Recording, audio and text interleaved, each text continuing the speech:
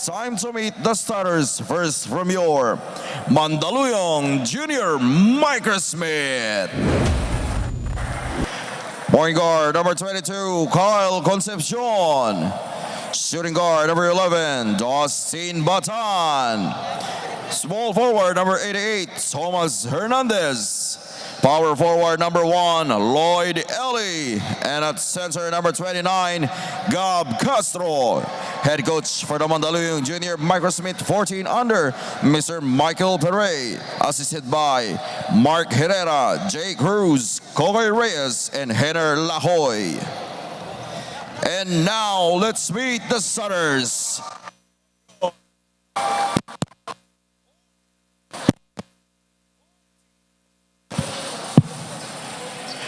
Home team, Quezon City 828 Junior Giants.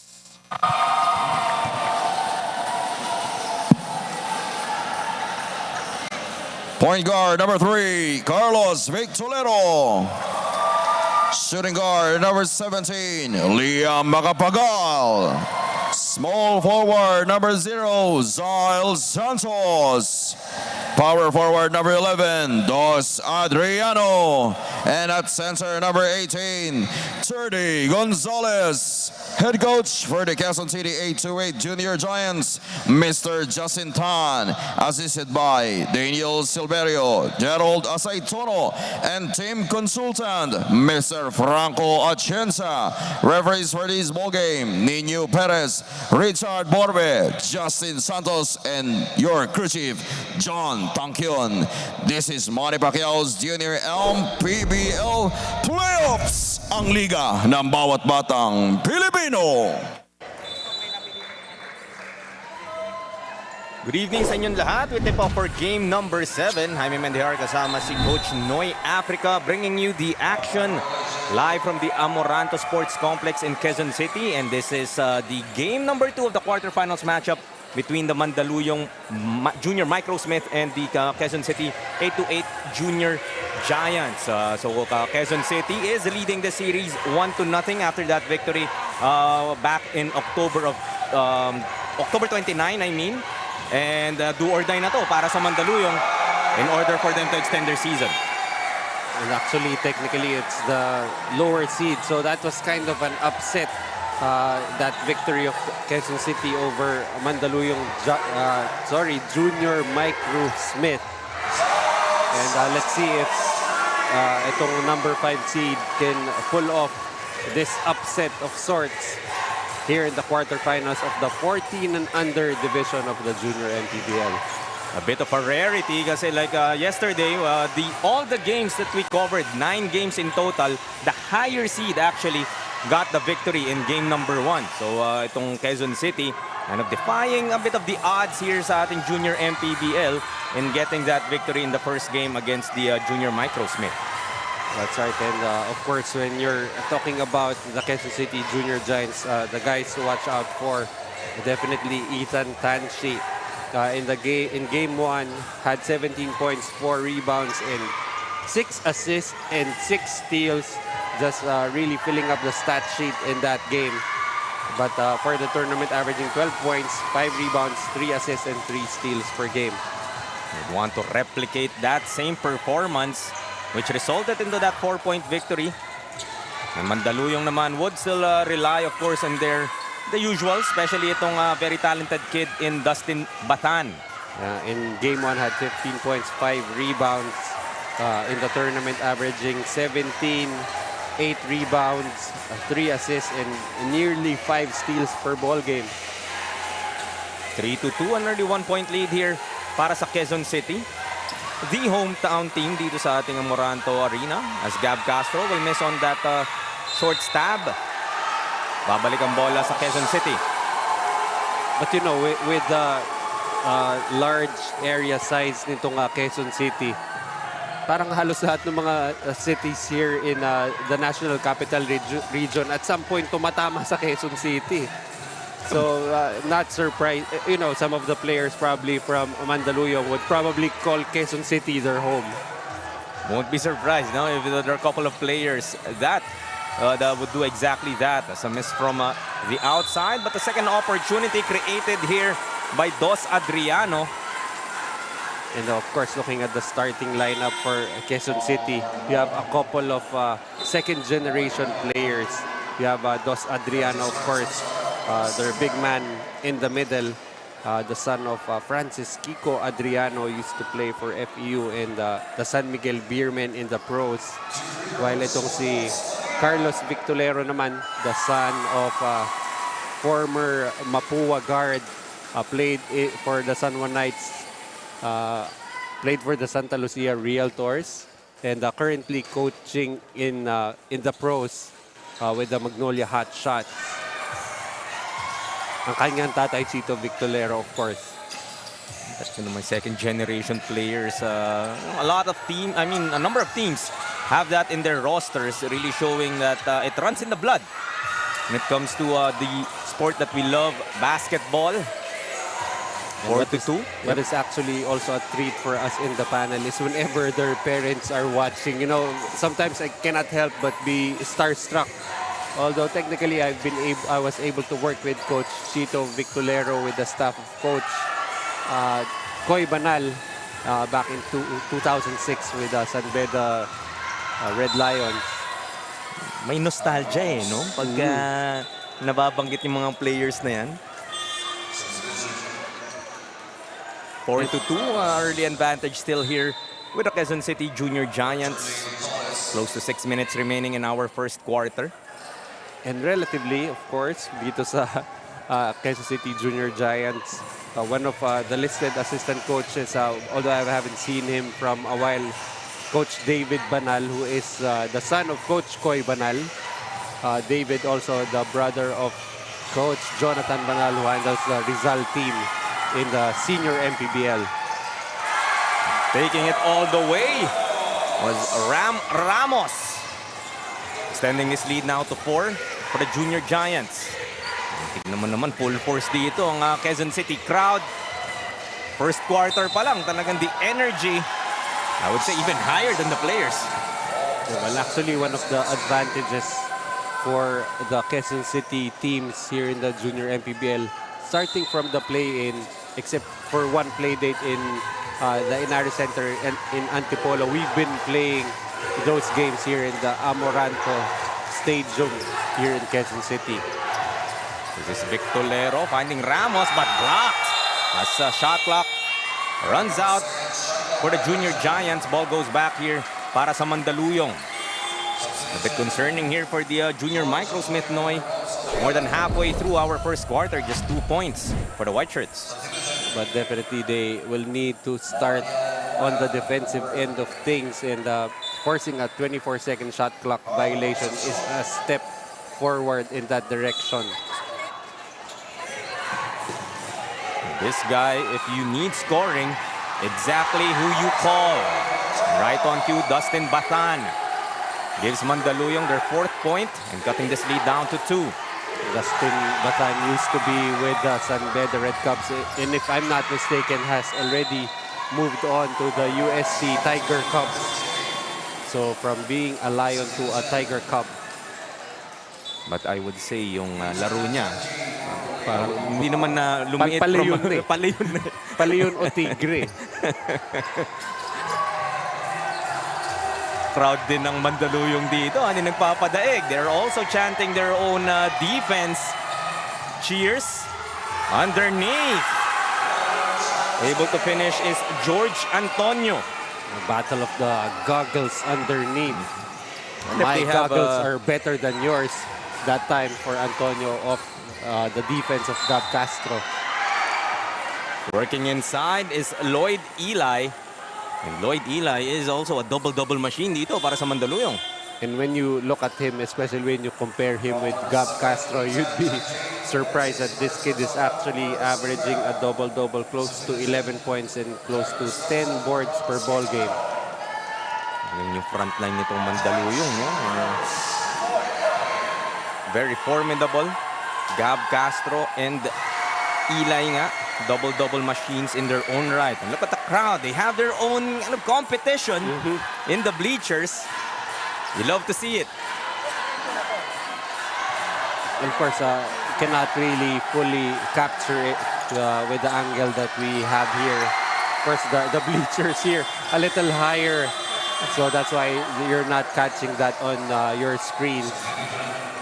Maybe we can just put a dedicated camera up there. I wouldn't mind because like yung fans natin dito tonight giving us their own action. Medyo may senior NPBL feels no?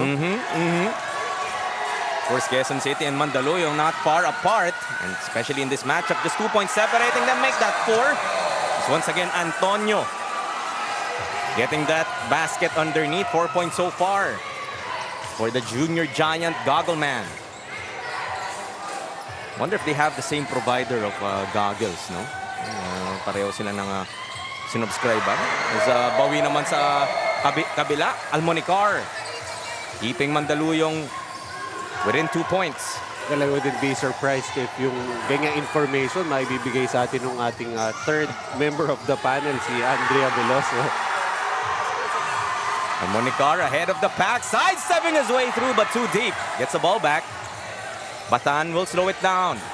They have 10 to work with. This is Eli. Kick it out to Almonicar for 3. That's short. Rebound will be secured by Tanchi. First time in the ball game. Mentioned nga was that key performer in that victory in game number 1. Immediately starting to be aggressive. Will go to the line for a couple. You know, whenever you see the Tanchis playing, minsan mag-iisip kung alin ba, si Ethan ba yan o si Caleb, because they pretty much play the same way, very fundamentally sound, doesn't force things, does nothing too flashy, but very effective contributors inside the basketball court.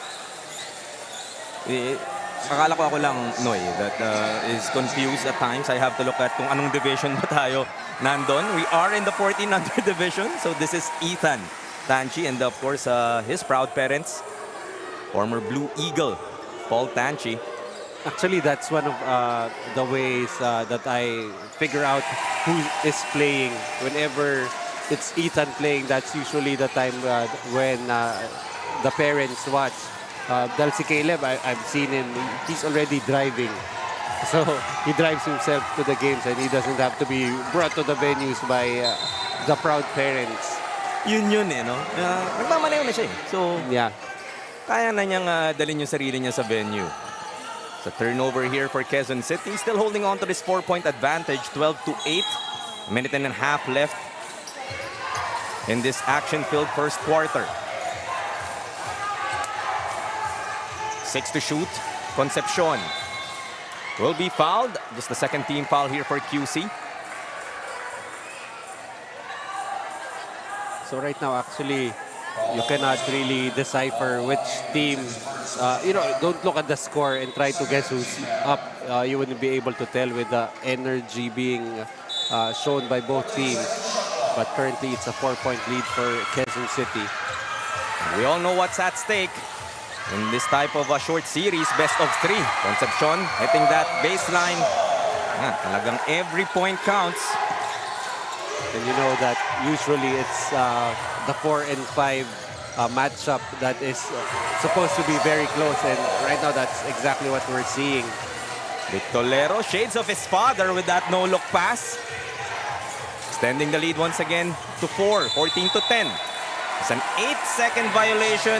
Kasasabi ko lang shades of his father. And causing that turnover on defense as well. Not only on the playmaking side of things, but also, a very excellent perimeter defender. That was pretty much the calling card of Coach Chito, and he has brought that, with his coaching pedigree. That has been a signature for him. Last 25 seconds left in our first period. Victolero. Jumper. That would be short para kay Talusan. Another opportunity but will lose the basketball is QC. They have 8 to work with. Concepcion will run it. Is Almonicar rather strong on that rebound. Concepcion tracks it down. Still a second to shoot. And time will run out. 4-point lead will be taken by the Quezon City Junior Giants to the second quarter. 14-10 against the Mandaluyong Junior Micro Smith. We look at our TMT play move of the game. This was Dustin Bathan. Bit of a slow start for him. Just 2 points para dito sa top scorer ng Junior Micro Smith. Definitely need more of that in order to secure this victory. Babalik po tayo with the second quarter.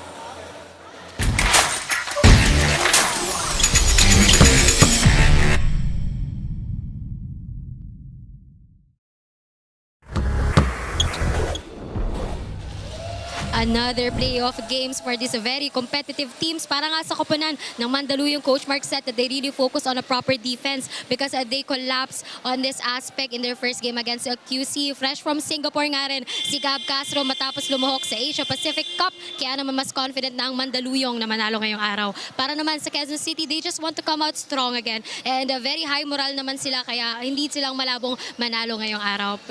Pero bago muna yung mga kaliga, pasalamat muna tayo sa TMT Play for being the cheer fan here in the Junior MPBL. Pwede ka na nga manalo at manalo gamit lang yung phone anytime, anywhere. But gaming is for 21 years old and above only, so keep it fun mga kaliga, game responsibly. Hi man, Coach Noy. Thank you. That was Andrea Veloso, our courtside reporter for the remaining games that we have here today. Telling us nga that Gab Castro, the tower of power here for the Junior Micro Smith. Definitely someone that can help them get a victory here that will extend this to a third game. Dustin Bathan gets another bucket. 4 points so far para sa kanya. Did mention at the end of that first, that is really the guy that has to step it up, especially on the offensive end, in order to give the Mandaluyong Junior Micro Smith a chance to extend this series to a Game 3 do or die. Has the ball once again. Pulls up from the K. Jumper is too strong. Rebound battle. Victolero gets it. 14-12 pa rin tayo rito. Quezon City still ahead. Victolero attacking the hoop. Able to get that finish. If he's not dishing out assists, he's not making stops on defense, able to finish on that penetration. His traveling will be whistled here against the big man of Mandaluyong, Rafael Balita. Well, at this stage, I think we should just stop saying that Carlos just showing shades of what his dad can do. That has already been established. And of course, all of the second generation players also trying to get out of the shadows of their very accomplished fathers. Able to get that ball across in time. Astanchi finds Adriano for that basket. And right as we say that, second generation players hooking up in that play. Though Adriano is much of a big, right? Ang kanyang ama was more of maybe a 3 or a 4. But sorry, a 2 or a 3 rather. Yeah, but you'll never know. You know, itong si Dos Adriano can still transition to becoming a wing player, only 14, playing in the 14 and under division. Parang by default kasi, no? With your size, especially in this age group, you are one of the taller players, one of the heftier players. Either centro ka nga or power forward. As Gonzalez able to finish inside, extending this lead now to the biggest para sa Quezon City, 20-12. Well, Gonzalez definitely a big man here playing for the Junior Giants. But actually itong si Dos Adriano, you can already see that he will have the skills to transition into a wing if needed. Has the ability to put the ball on the floor, can hit the occasional perimeter shot. But right now his strength, it's really the power that he can play with in a tournament like this, where of course you want your team to be competing for a championship. You're gonna have to let him play to his strengths. Bathan hits that first free throw. 20-13. So a 7-point lead para sa Quezon City. Make that 2 for 2 para kay Dustin Bathan. Has been getting his rhythm now. 6 points so far for Dustin Bathan. press here mula sa Mandaluyong. Easily broken here by Quezon City. Go to Tanchi. So 12 to shoot for the Black Shirts. Antonio swings it to Villena. Ball deflected. Tanchi recovers it. 5 to shoot. Great fake. Off the glass, won't go. An offensive rebound. Dito, and it seems like a traveling will be called here against 30 Gonzalez. Well, that's right. You're not allowed to move that much without dribbling the basketball. And Gonzalez will be called for that travel. Turnover number 8 for Quezon City. Concepcion tries from outside. That's short. Tanchi tracks it down. And decides to take it all the way. Will be fouled by Concepcion. We'll go back to the line for 2. Really just a lot of similarities on how these Tanchis play. Yeah, up to now, it's really hard for, pag you're not keeping your focus, mapapatigil ka. Is this the 18 or is this the 14 and under division that you're watching? I guess that also shows how big these kids are. Na consider mo pang 18 under yung pinapanood mo, no? Even with the way they shoot, parang halos pareho lang eh. Of course, Caleb having a lot more power with, of course, the increased age, but almost the same form for these two brothers. Would want to have a look, no, sa battle nitong magkapatid na to. In their, probably they have their own one-on-ones in a court sa kanilang bahay or somewhere near there, trying to polish their skills. As Batan attacks the hoop, able to get that layup to go. 21 to 14, 7-point lead pa rin para sa Quezon City. 6 minutes left sa ating first half. As Victorero driving through traffic, was able to elude those defenders. Going is much quicker than the other guards. Impressive how the ball control that he has. Not even looking at the ball, went behind his back a couple of times and even almost got to the basket all the way. Meantime, let's hear again from Andy Veloso for a report. Andy? Para nga sa Mandaluyong, naka-apekto talaga ang absence ni Gab Castro kaya natalo sila ng QC on their first game. But he's back in the ball game at sabi nga ng kanyang teammate na si Dustin Bathan, they were out-rebounded by QC last game but Gab will surely do his work for the team para hindi ito maulit ngayong laro. Gab Castro also shared to me that he ties his mom's black hair tie to his shoelaces as a lucky charm in every game. What a sweet gesture from Gab Castro of Mandaluyong. Hi, Coach Noy. Lovely report from Andy Veloso, and Gab Castro showing love to his mother by doing that. Sorely missed nga in that first game where they lost against Quezon City. So making up for lost time. Itong si Gab Castro in this game, very much needed, and especially averaging those big numbers. Out-rebounded nga daw sila according to Dustin Bathan. And kung kailangan mo naman rebounding, Gab Castro immediately can answer that for you.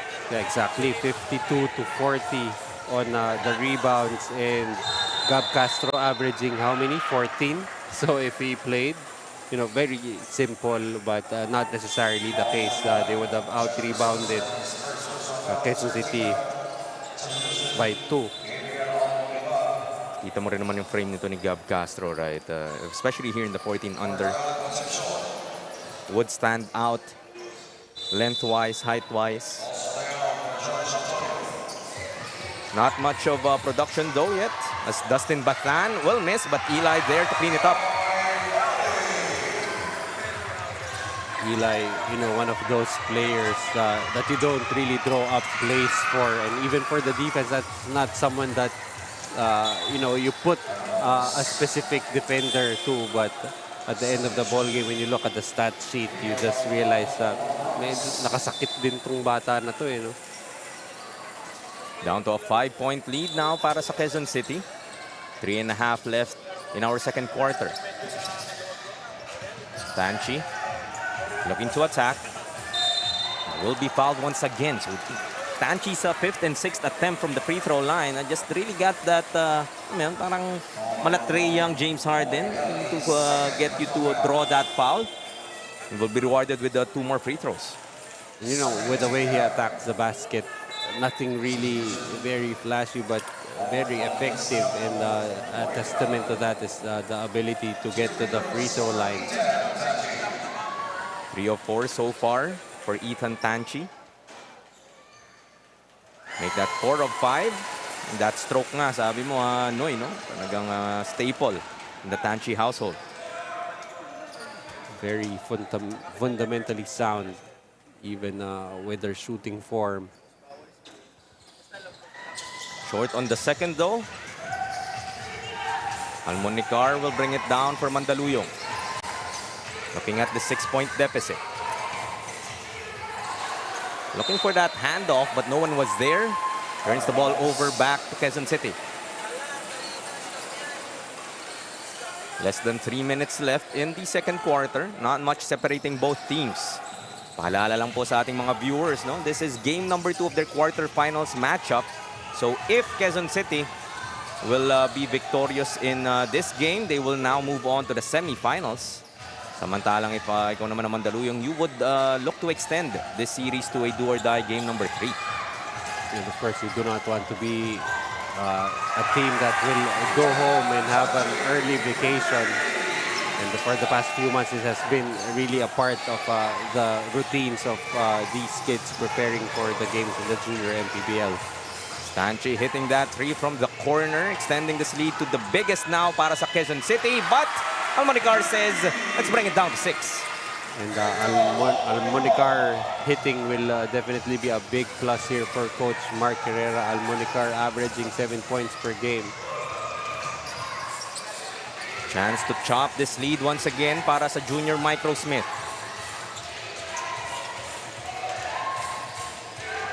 Almonicar spinning in the lane, kicks it out. Traveling here will be called against Ballesta. Of course, you know that when it's a coach Mark Herrera squad, it's really heavily dependent on his guards. And Almonicar, you have Batan here. Actually, he even can afford to play 4 guards, especially with a guy like Gab Castro at his disposal here in the 14 and under division. Victelero tries from outside. That won't rattle in. Batan with the board. Close to a minute remaining here in the first half. He will attack. Slow motion. Won't go. Castro. Offensive rebound. Basket plus the foul. Gab Castro finally getting his first bucket in this ball game. A power move brought to us by Pound for Pound Fitness, the official fitness partner of the Junior MPBL. Well, if there's another person who probably missed Gab Castro the most in the first game, aside from Coach Mark Herrera, of course, it's Dustin Batan. You know, he can aggressively attack that rim because he's got a guy to clean up those misses. And Gab Castro, of course, one of those players that doesn't really try to do too much. All he has to do is really play defense, get those blocks, get those rebounds, and on the offensive end, score via those putbacks. Able to complete that 3-point play. That was Victelero fooling Gab Castro. Kaya naman pala niya nalinlang because he took an extra step. And 41.8 seconds remaining here in our second quarter. Timeout muna ang Mandaluyong.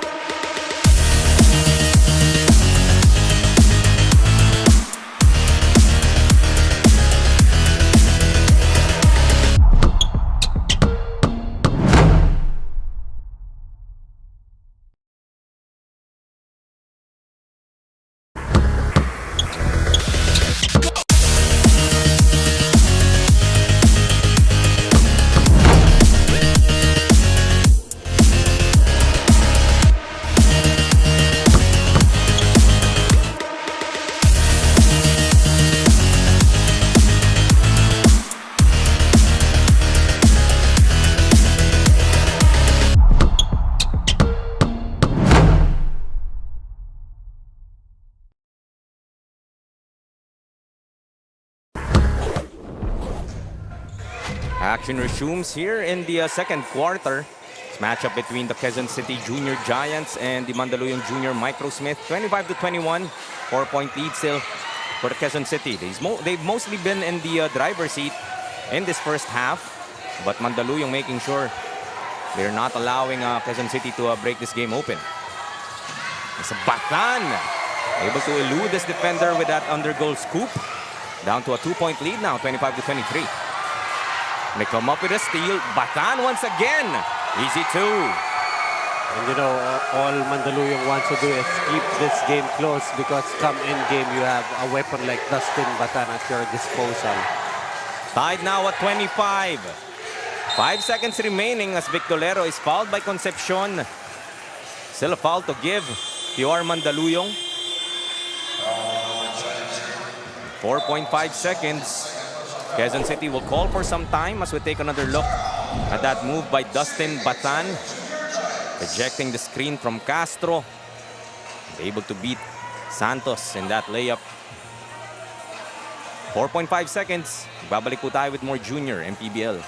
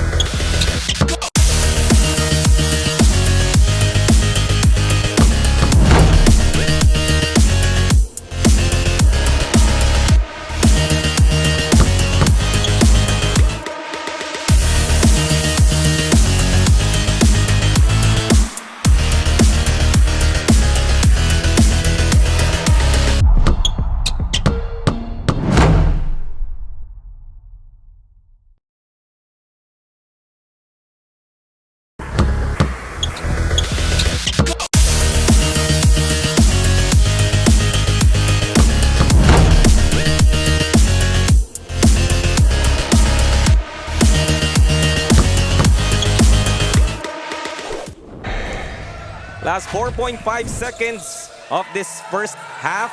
Quezon City after that timeout. Let's see what they've drawn up. Victolero maiipit. That would be it for our first half of action. Quezon City and Mandaluyong tied at 25 in this game number 2 of their quarterfinals matchup.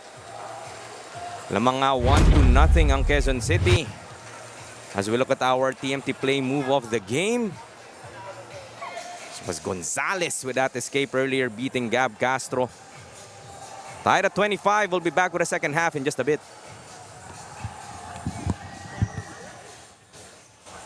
Halftime pa lang.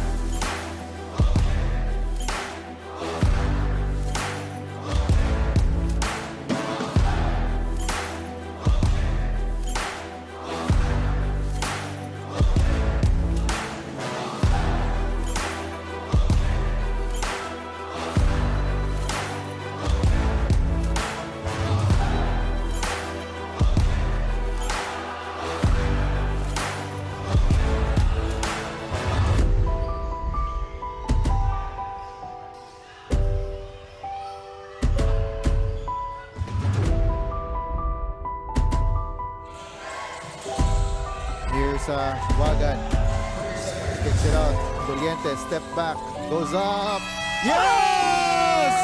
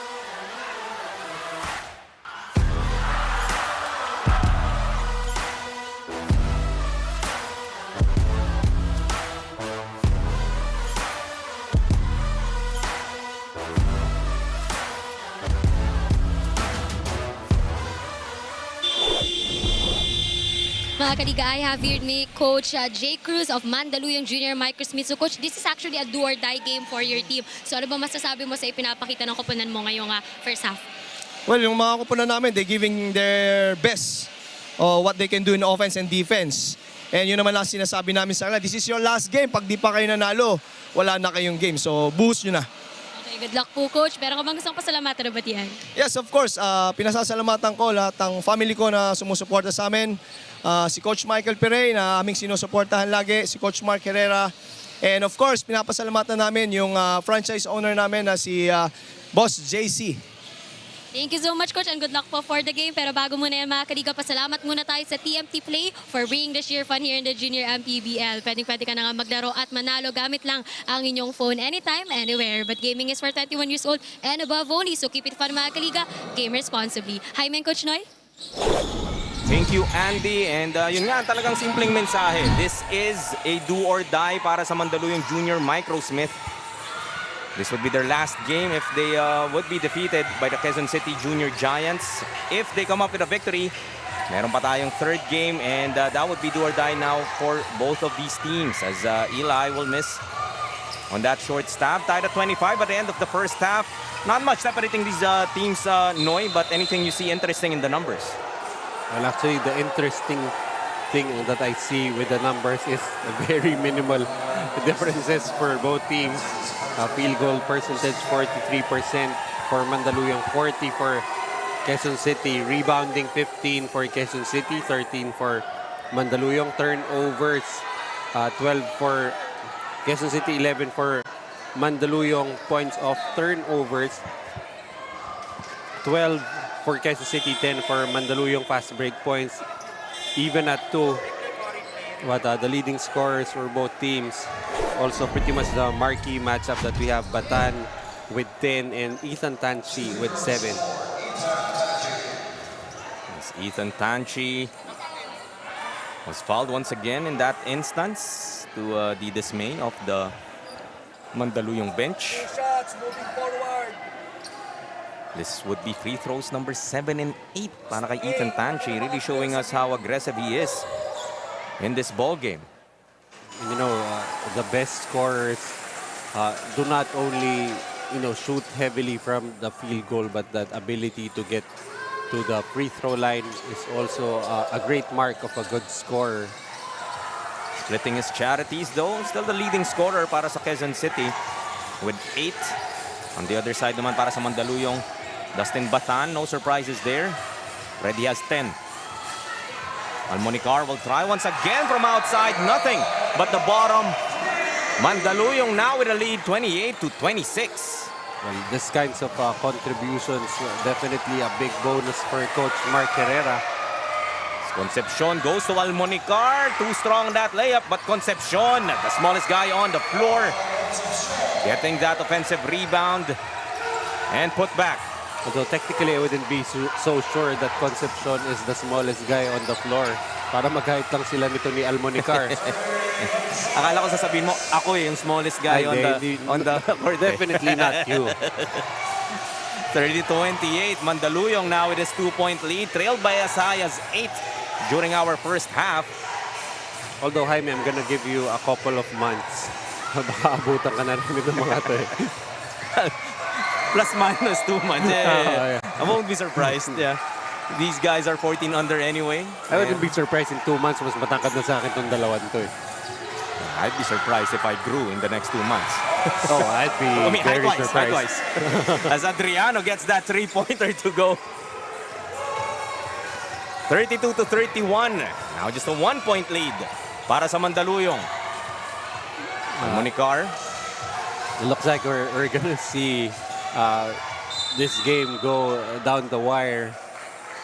Both teams, just looking at the numbers, wouldn't be surprised if it's going to be this close the rest of the way.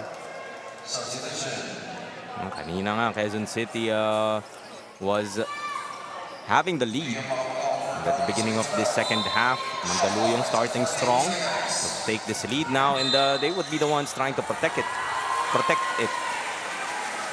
Stepping out of bounds is Batan. Ball goes back to Quezon City. And you know that Quezon City defense will be zeroing in dito kay Dustin Batan. That's why really important the contributions of Almonicar and Concepcion. Santos open for three. Short. Rebound. Neither would get it, but the ball goes back to Mandaluyong. Chance to extend this slim 1-point lead. Won't be surprised actually if Batan played all the way. Talagang ibababad na dito. This is likely their last game if they are to lose. Sabi nga ni coach kanina. At yun lang talagang pang-push mo, pang-motivate mo sa mga bata. Hindi pa ngayon. Wala nang bukas talaga. And you know, the experienced coaches do not hesitate to play their big guns, very heavy minutes. And not, as you said, wouldn't be surprising if Coach Mark will end up having to play Batan and Gab Castro the rest of the way. Batan hits another free throw.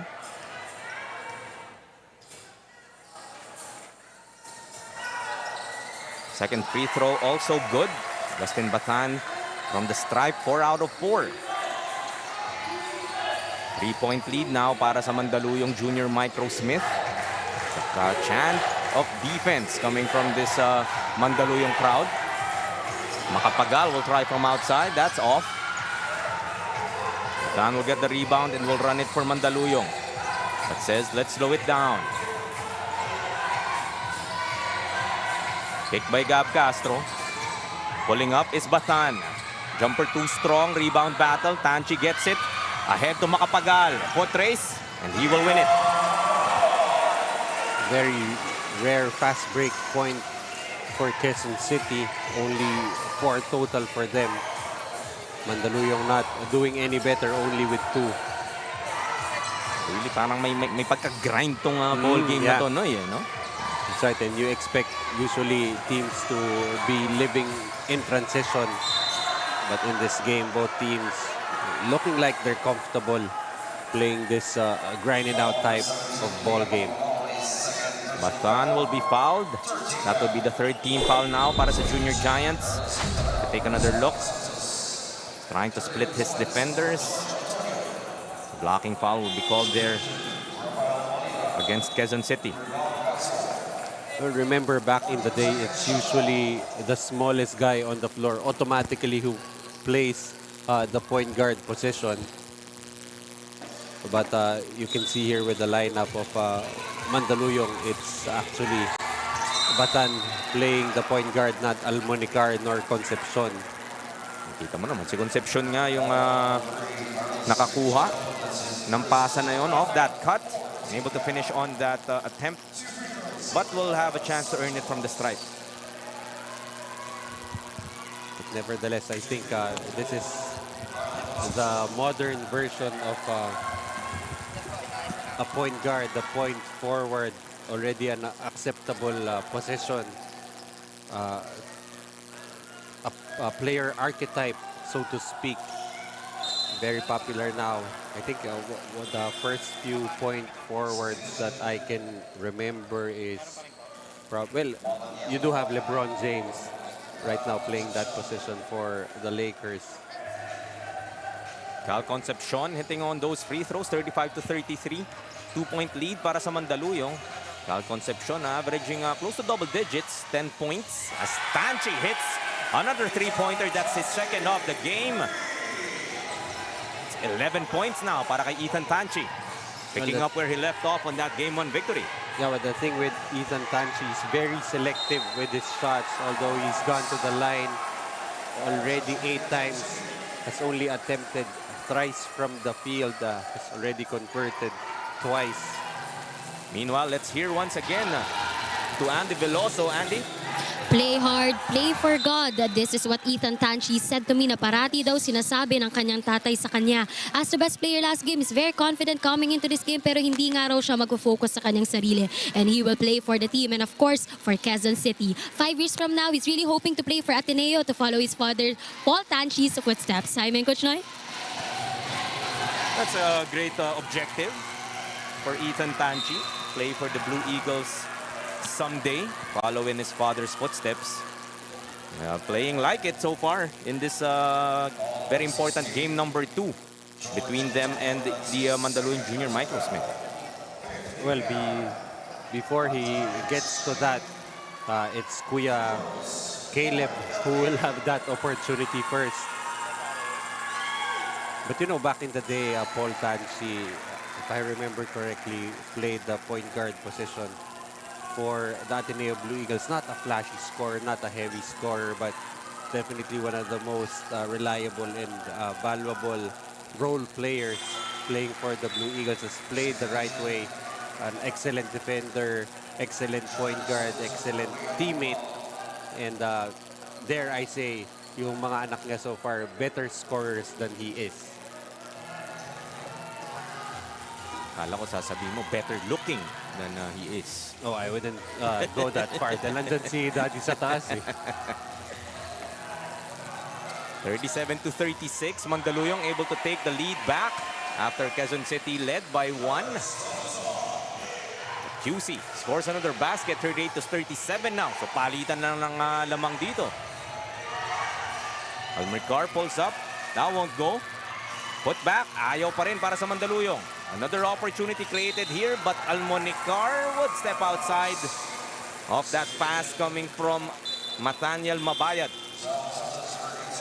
Well, usually when you see players stepping on the sideline, yung initial instinct mo, masyado kasi malaki yung paa. But in that case, really just caught stepping on the sideline was Almonicar. Hindi mo pwedeng dun isisi, no, in that instance. As the Victolero will miss on that jumper.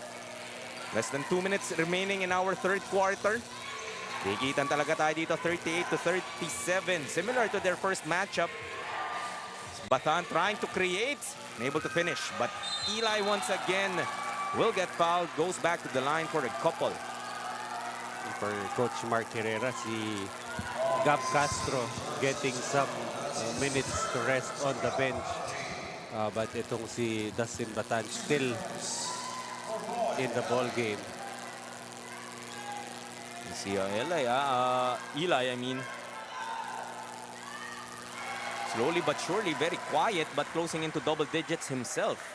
That was his 9th point after that free throw. To go with 2 rebounds. Again, one of those kinds of players na, you know, during the game, hindi mo masyado napapansin until you look at the stat sheet after and you see how much, you know, doesn't really have to be very noisy points, very noisy production. But at the end of the game, you'd want to be able to have an effect, especially in giving your team a victory. Traveling violation here will be called against Gonzalez. 39-38. Still a 1-point advantage for the Junior Microsmith. A minute and 10 left in the third period. Penalty na dito ang Quezon City. Just 1 team foul for the Junior Microsmith. We haven't heard much from Dos Adriano here in the second half. And he is checking back in for the final minute in the third quarter.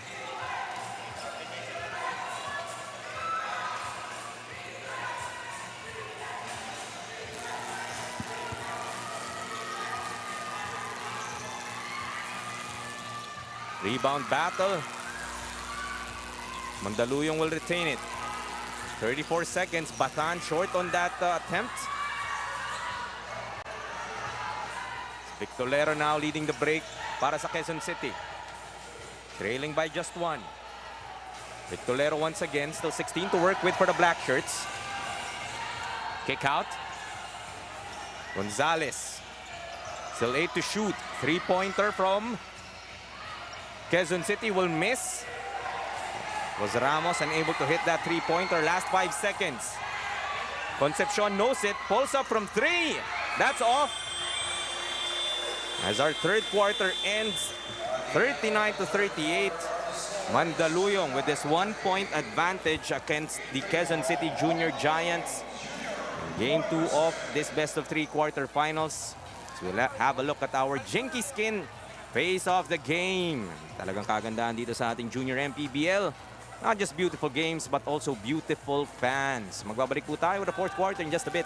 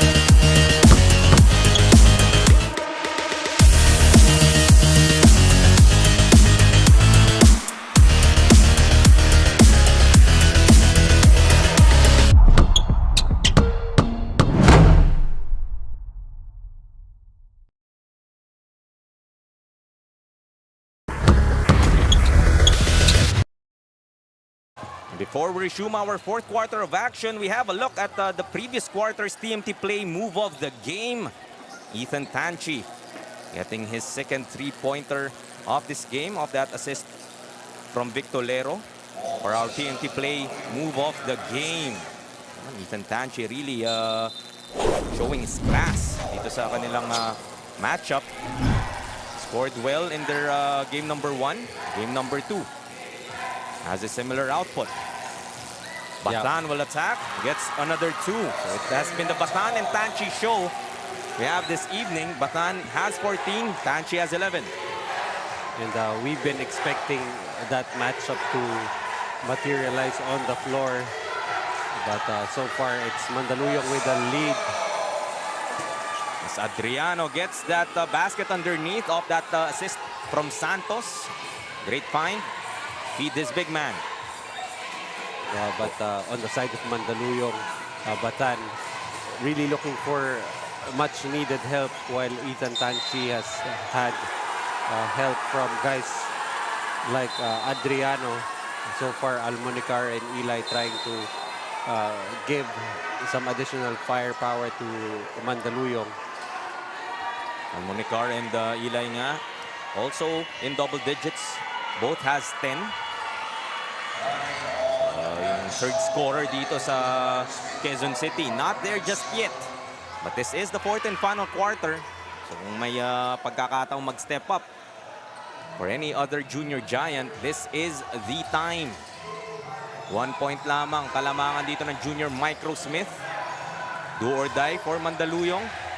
In game 2 of this quarterfinal sa ating 14 under division.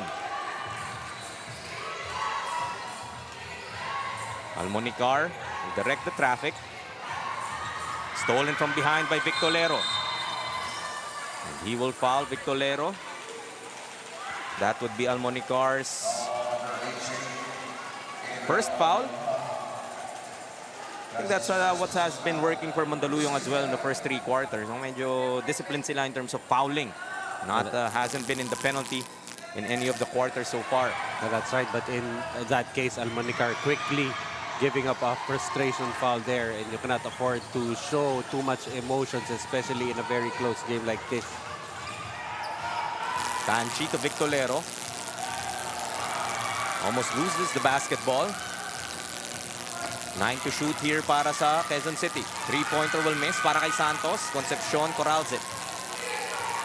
Well, actually, the difference between Batan and Tanchi, when it's on the offense, Batan allowed to create for his teammates and for himself, while Ethan Tanchi mostly plays off the ball for Quezon City. Almonicar, another 3-ball, won't go. This time this jump was Concepcion. Santos will run it for Quezon City. Goes to Adriano. Spinning baseline. Great pivot na sana, but traveling will be called against him. Ball goes back to Mandaluyong with this 1-point lead, 41-40. Still 7.5 left sa ating final period. Well, exactly yung sinabi mo. That usually gains the attention of the referees when it looks so great. Yung mga pivot moves, those counters that players use. That's when the referees actually rethink things, and that's when they call those traveling infractions. This is Almonicar. Hand check foul will be whistled here against Von Dalangin. And right now, both teams with a foul each. And I don't think you can get any closer than this 41-40 advantage for Mandaluyong with 7 and 16 remaining. One can argue that a 4v5 matchup is, parang obvious na talagang dikitan ang parehong koponan. Stanchi gets ahead of the pack. Finishes with that layup. Add 2 more to his tally, now with 13. Ball stolen by Adriano. Attacking the hoop. Back-to-back baskets. 4-0 run here for Quezon City, taking the lead back once again, 44-41. Another turnover here para sa Mandaluyong. Sometimes all it takes is a very short burst, a short, short run can be very telling in a close game like this. 6:45 left in the fourth quarter. QC once again taking this lead back. Dalangin, pass is stolen. Batan leading the break. Tap from behind. Finds Gab Castro. Short stab, Ayaw. Concepcion trying to fight for it. But ball goes back to Quezon City. And it's interesting how it's the small guys for Mandaluyong trying to go for those offensive rebounds. Concepcion and Almonicar just unable to grab possession that time. Dalangin now to the corner, Santos. Dalangin will try from outside. Off to the left. Ball will bounce outside. Junior Microsmith get back possession. So we're expecting both teams to look for the proper combination on the floor.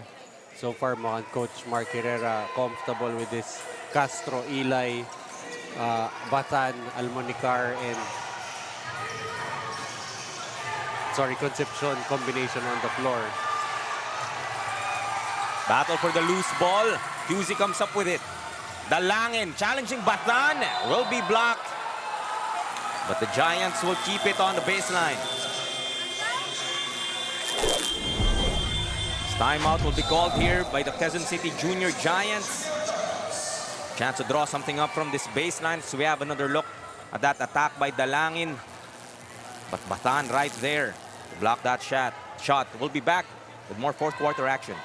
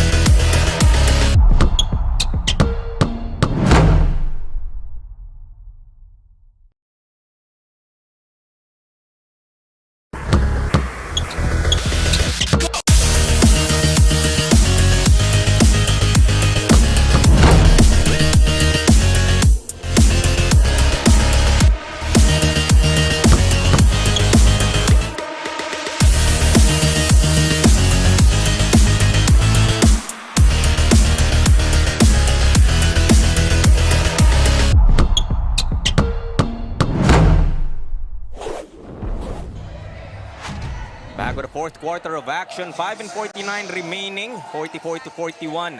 Quezon City still holding on to this 3-point lead against the Mandaluyong Junior Microsmith. QC crowd chanting 8-8. And off that timeout, Vic Tolero will be whistled for a traveling violation. Coach Justin Tan definitely won't be happy with that one. Yeah, that's right. But you know, that cheer going on in that Quezon City side of things. Parang andaling ichante, 8-2-8. Diba? Medyo, yung Micro Smith, medyo mahirap eh. Micro Smith. Anyway, just You trying- played it in your head, no? Yeah. Gusto sana sumagot ng Mandaluyong crowd eh. Kaso mahirap sagutin eh. Sa inyo na yung 8-2-8, right? Tanchi now. Lose the ball momentarily. To the corner, Victolero. Baseline drive will be blocked by Eli. Batan. Pass ahead, hanging in the air but blocked by Dalangin. Concepcion will miss but will be fouled here for a trip for 2. So it would be Victolero. Whistled for this personal. That will be his second. And just the second team foul here para sa Quezon City. Well, it's interesting how ito ang the guards of Mandaluyong, the one being very active on the offensive glass. Itong si Concepcion already with, I believe, 4 offensive rebounds out of his 6. And will get a chance for some second chance points here from the free throw line.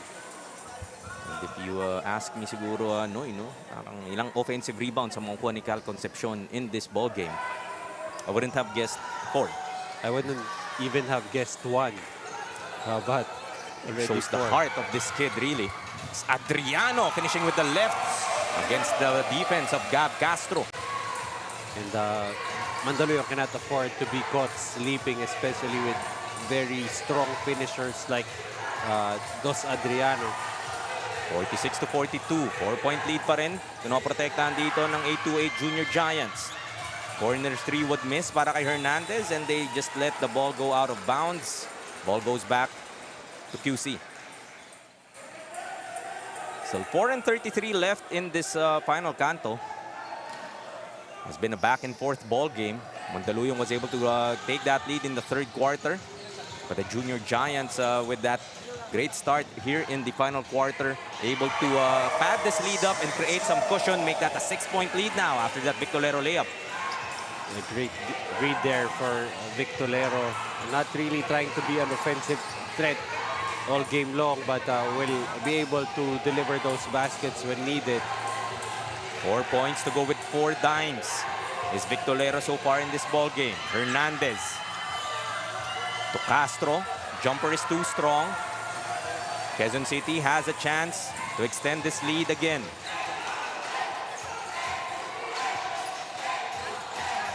They go to Victolero. To Tanchi. Driving the hoop. Victolero attacks once again. Adriano with 4 to shoot. They lose the basketball. Concepcion goes to Batan. So foul from behind will be whistled here against QC. Mukhang si Adriano mapipituan. That will be the third team foul for Quezon City, but still both teams really playing very commendable defense without fouling. Mandaluyong currently only with a team foul, and we're at the 3:29 mark here in regulation. Got check time na nga dito for both teams. Remember, this is a do-or-die ball game for the Mandaluyong Junior Micro Smith. If they lose this ball game, this would be the end of their season.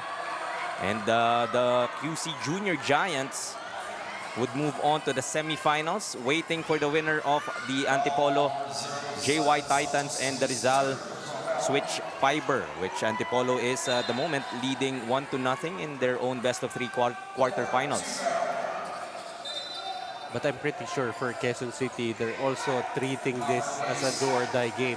You wouldn't want to be dragged into a third game, especially against a Coach Mark Herrera led team. And with Gab Castro also back in the fray for the Mandaluyong Junior Micro Smith. Baseline inbound para dito sa Mandaluyong. Still looking at this 6-point deficit. They trailed by as much as 8. Highest lead para sa QC in this ball game. Almunicar will miss on that 3-pointer. Victolero almost turns that ball over. This time, kicks it out. Gonzalez. Back to Victolero. Against the defense of Concepcion and Almonicar. Splits them. Short stab won't go. Castro hugs that rebound. Looking for a friend. Goes to Batan. Being checked by Tanchi. At the limit is QC with 14 fouls. Batan will miss on that drive. Eli gives them another opportunity. Up and under. Ayaw pa rin talaga. Adriano gets it for QC. Right now, Quezon City making all those crucial stops. And so far, actually, when it was Mandaluyong, I think up 41-40 against Quezon City. If you can remember those back-to-back baskets from Quezon City. And I said then, it just might be a short burst that could give a team an advantage here. And so far, Quezon City has built on that and are up by 6. It's Batan taking matters into his own hands. Will be fouled. Penalty na nga dito ang Quezon City. Chance to earn it instead from the line. Talagang pinapahirapan niya si Dustin Batan dito. I know he has 14 points. And 4 points of that came from the line. Every time he has that basketball, the attention of the defense dito ng QC. Talagang iniipit itong si Dustin Batan. But most of the time, medyo, Batan just really looking like he needs to just carry the load. That teammates have not necessarily been delivering, although you already have 3 players in double digits for the Mandaluyong Junior Micro Smith. But come crunch time, you're gonna have to go to your clutch time player, and Dustin Batan, I think, will be ready to take on that responsibility. Still perfect on the line is Dustin Batan, 6 out of 6. As a timeout will be called here by the Junior Micro Smith, still trailing by 4, 48-44.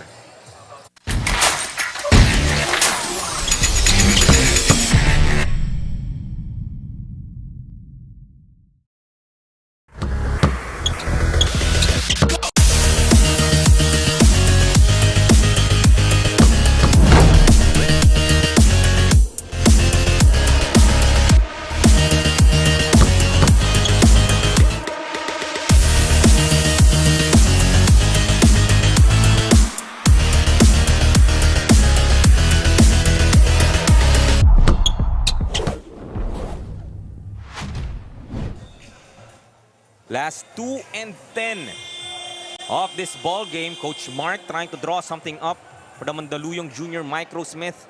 Looking to come back once again from this 4-point deficit against the Quezon City 8-8 Junior Giants. It's win or go home para sa Mandaluyong. And if sabi mo nga kanina, if you are Quezon City, you would want to avoid that game number 3. Put yourself in a position na ikaw rin ang magpaalam dito sa ating Junior MPBL season. Especially with how hard fought that game 1 victory is, and looking like a very close ball game that we will have here in game 2. Tanchi for 3. That's off. Last 2 minutes announced dito sa ating Amoranto Sports Arena in Quezon City. Jaime Mendiar kasama pa rin si Coach Noy Africa together with Andy Veloso, bringing you the action sa ating 14 under division. The Junior MPBL ang liga ng bawat batang Pilipino. 48-44. Just 4 points separating these teams. Almonicar to Concepcion to the corner for 3. That won't go, but Balita there for that offensive rebound and put back. 2 points na lamang hinahabol dito ng Mandaluyong. What a time to score his first 2 points. Balita cutting the lead, as you said, to just 2 points. The foul on the backcourt whistled here against Almonicar. Just the 3rd team foul para sa Mandaluyong. Still a foul to give para sa kanila. Could afford to put a bit more pressure, especially in the backcourt. Force those turnovers, maybe create another opportunity for you. Ikaw nag-ahabol dito ng dalawa. Actually, all they need to do is make a stop. It doesn't necessarily have to be a turnover. Tanchi attacking the defense of Balita. Go back to the line for 2 more. And all game long, that has been what Ethan Tanchi has been doing. If you look at his scoring from the field, only 5 attempts, but already with 13 points. And he's been doing it mainly because he's been getting to the free throw line, where currently he is at 6 out of 9. Calmly sinks the first. Back to a 3-point advantage para sa Quezon City. Make that 2 for 2. Crucial free throws coming from Ethan Tanchi, making this a 2-possession ball game. 50-46 with a minute and 27 left in this game.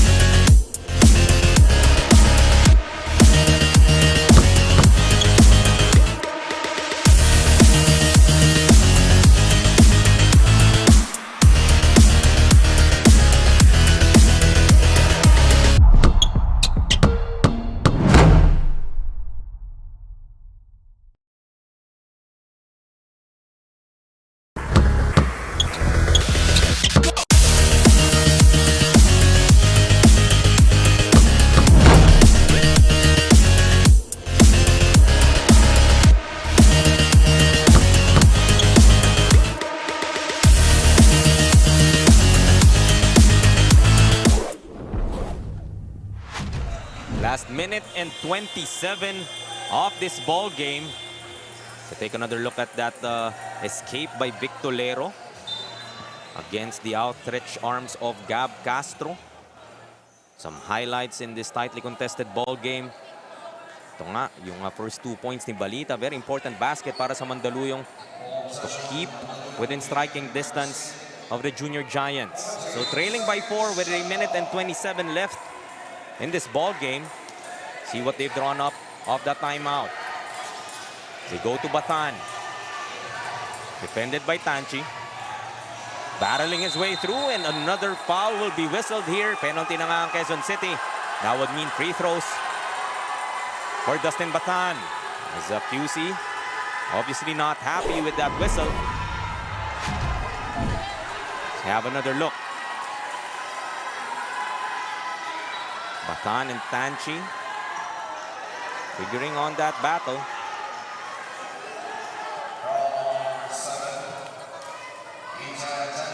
Tanchi will be whistled for that foul, his second personal foul. Two free throws here. Calling that attempt to grab the basketball. You know, could go either way. Quezon City claiming that it should have been, at the very least, a held ball situation. As Bathan misses on his first free throw, just his first miss from the line in this game.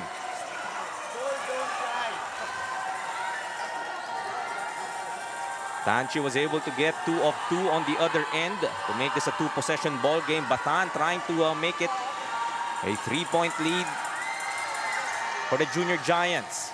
Splits his charities, 50-47 now. Minute and 18 left. If you're Mandaluyong, you just need one stop. Do not even need to foul at this stage. Both teams now at the penalty. Ball is tapped outside. Quezon City will keep it as they call for some time, using one of their 2 timeouts left. A minute and 13 remaining in this ball game.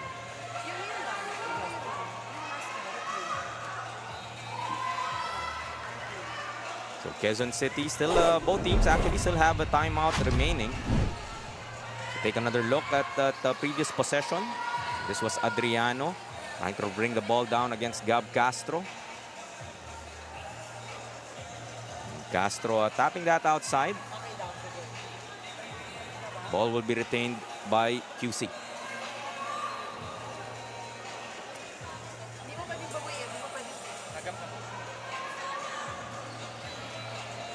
Here Quezon City.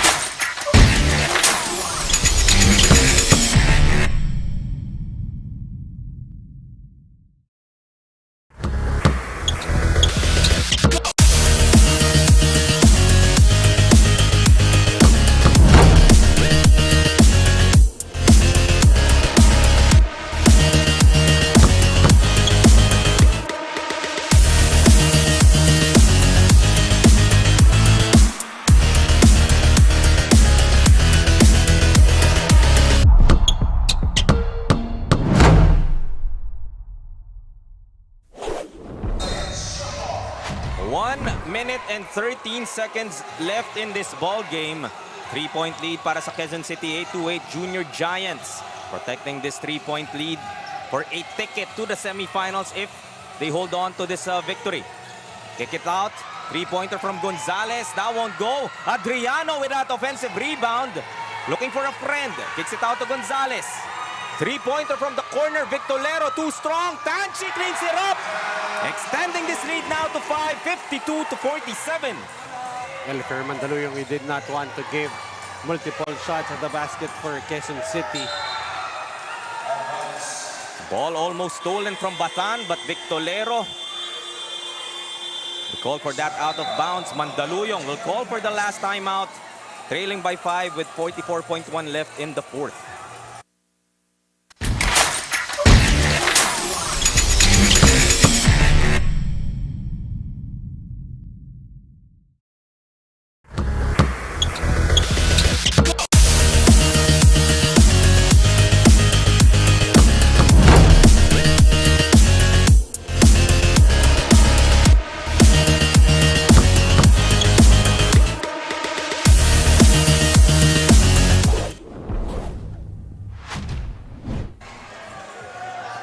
Last 44 seconds of this ball game.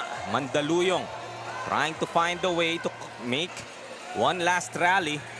Trailing by 5, 52-47 against the Quezon City Junior Giants. You can see here the importance of this possession. Coach Mark forced to call a timeout in this situation. They don't have to take a three-pointer in right now, but this is a definitely must-score situation for Mandaluyong. They go to Batan, attacking the hoop once again. Able to get that quick two. 38.9 seconds remaining. Back to a one-possession ball game, 52-49. They pass it ahead to Victolero. Eluding the defense. Takes it out to Tanchi. Now they play keep away. Could milk as much clock as they could. Santos now. To Adriano in the corner. Pass outside. Victolero. 3 to shoot. Pulling up. Won't make that basket. Concepcion gets that rebound. 10 seconds to work with. 3-point lead para sa Quezon City. Now 5. Almonicar. Concepcion from way downtown. Short on that three-pointer as time runs out. Quezon City would hold on to this victory 52-49 and will move on to the semifinals, awaiting the winner of the Antipolo and Rizal matchup. They will be sweeping the Mandaluyong Junior Micro Smith, winning in 2 games. As we have a look at our TMT play move of the game. So was this breakaway layup from Ethan Tanchi happened in this fourth quarter, Noy, and yung sabi mo nga, yung mini run na yun, it was just enough in this type of ball game where nothing much separated both teams.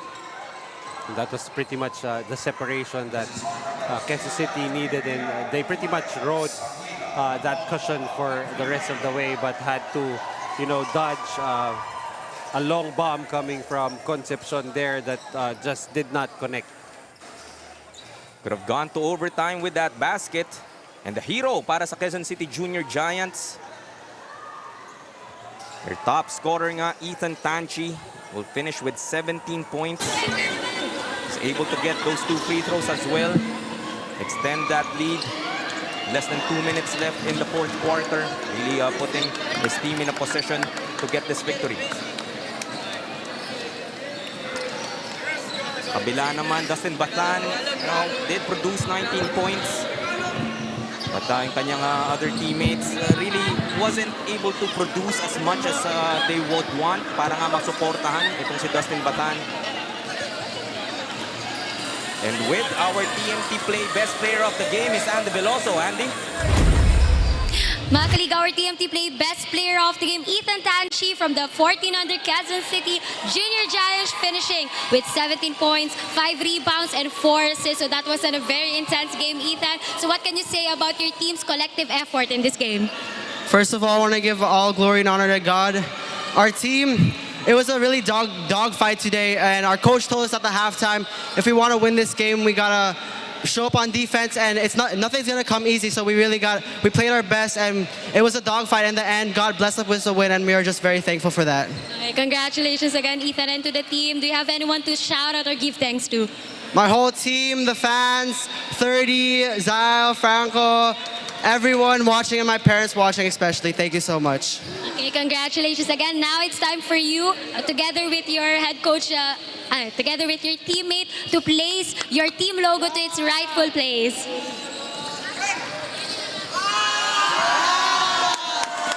Congratulations again to Ethan Tanchi and to the 14 under Quezon City Junior Giants. Subalik sa inyo, Jaime and Coach Noy. Thank you, Andy, and congratulations once again, Ethan Tanchi, our team to play best player of the game. And congratulations to the Junior Giants moving on to the semifinals.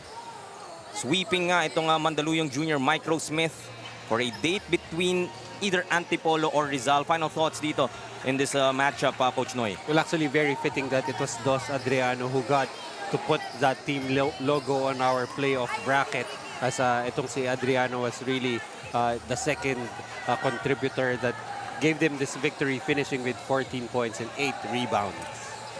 It was indeed a collective effort and dogfight nga daw, sabi ni Ethan Tanchi, but they were able to pull it off. So that's a wrap for game number 7. Quezon City nga coming up with this victory, 52-49. 2 more games at sa inyo ng ating Junior MPBL. Magpapaalam lang kami saglit ni Coach Noy Africa. Magbabalik po ang inyong Junior MPBL ang liga ng bawat batang Pilipino.